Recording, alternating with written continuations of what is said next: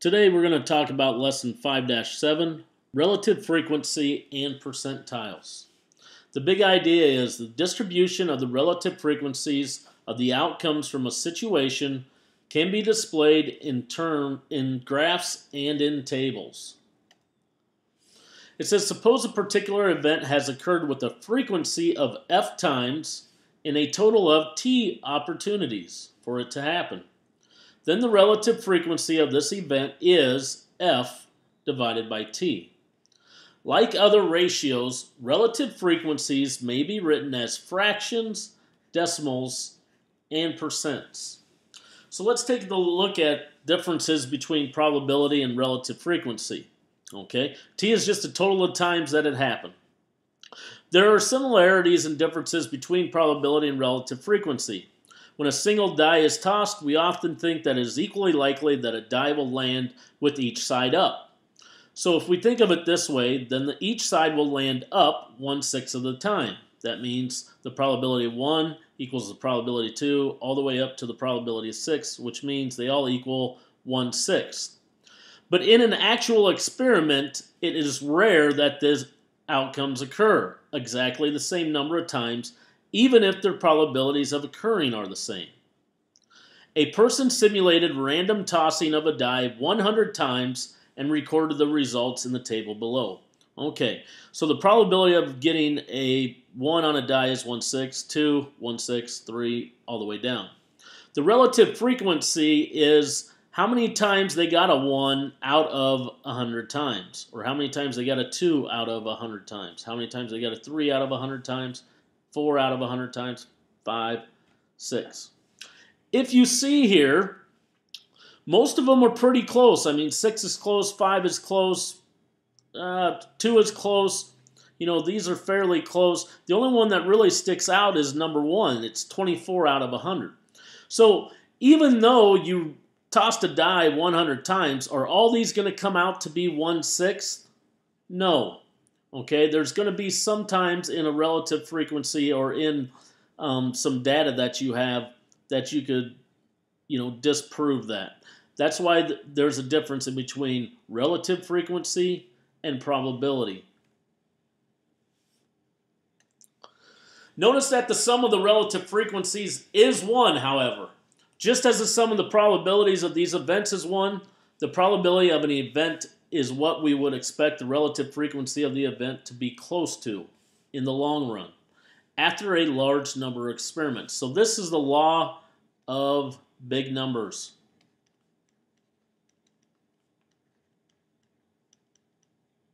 The more times you do the experiment, the greater chance you have of getting it to the probability of what it should be. Okay? So you do it 1,000 times, 10,000 times, 50,000 times. It's going to get roughly close to that 1/6 probability if you're rolling dice. Okay?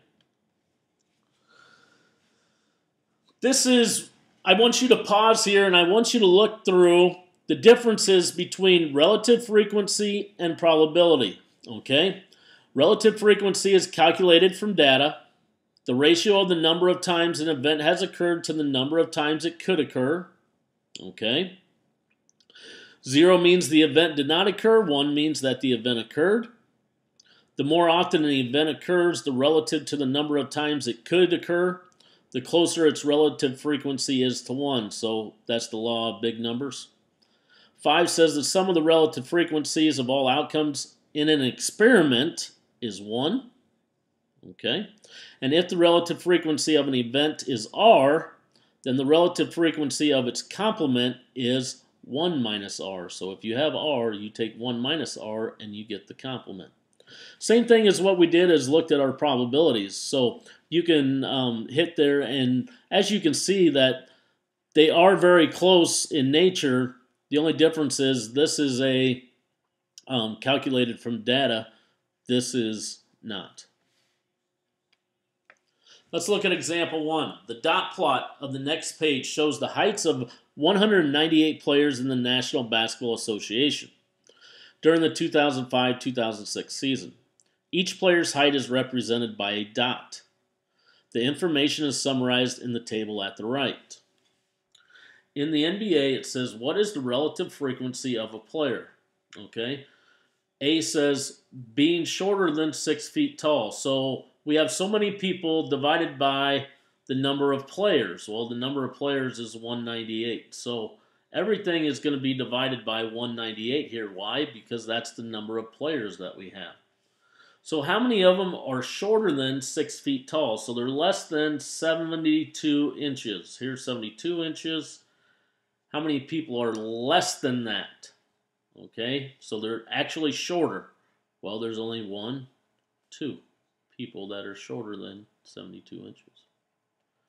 B says, being at least 7 feet tall. 7 feet tall is 84 inches. Okay, so being at least 7 feet tall, so we include 7 feet tall. So 1, 2, 3, 4, 5, 6, 7,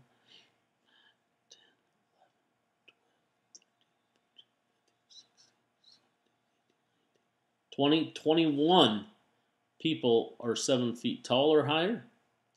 6 or C, being at most 6 feet 7 inches tall. 6 feet 7 inches is 79.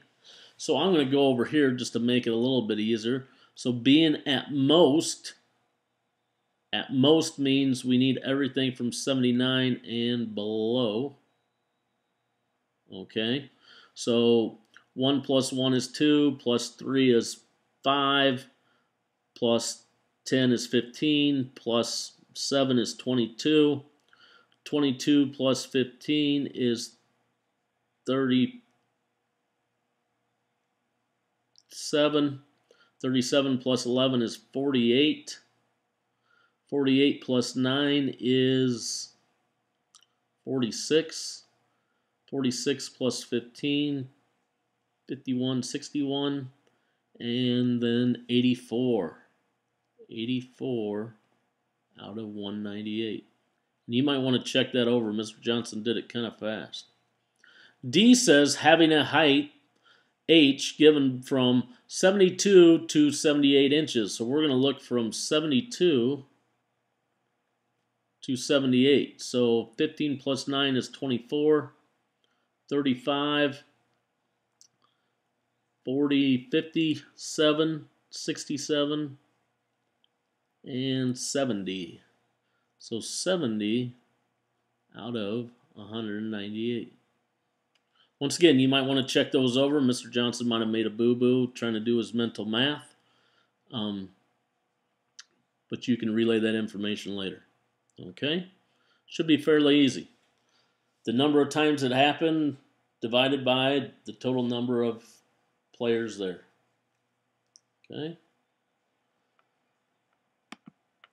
Example 2 says, find the 10th percentile in the NBA data and explain its meaning. Well, if there's 198 players,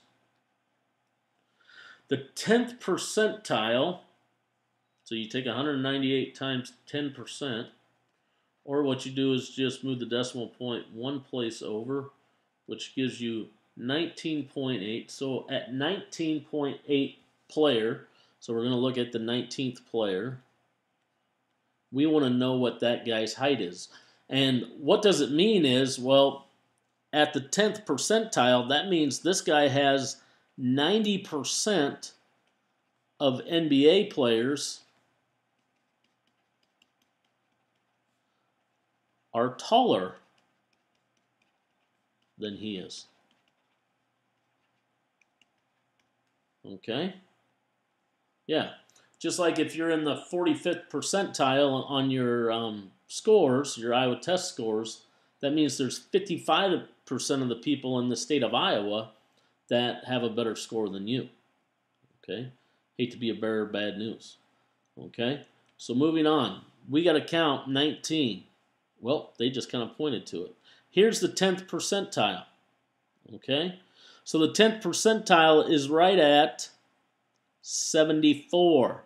If you were to count 1, 2, 3, 4, 5, 6, 7, 8, 9, 11, 12, 13, 14, 15, 16, 17, 18, 19. 19 and 20 fall right in there.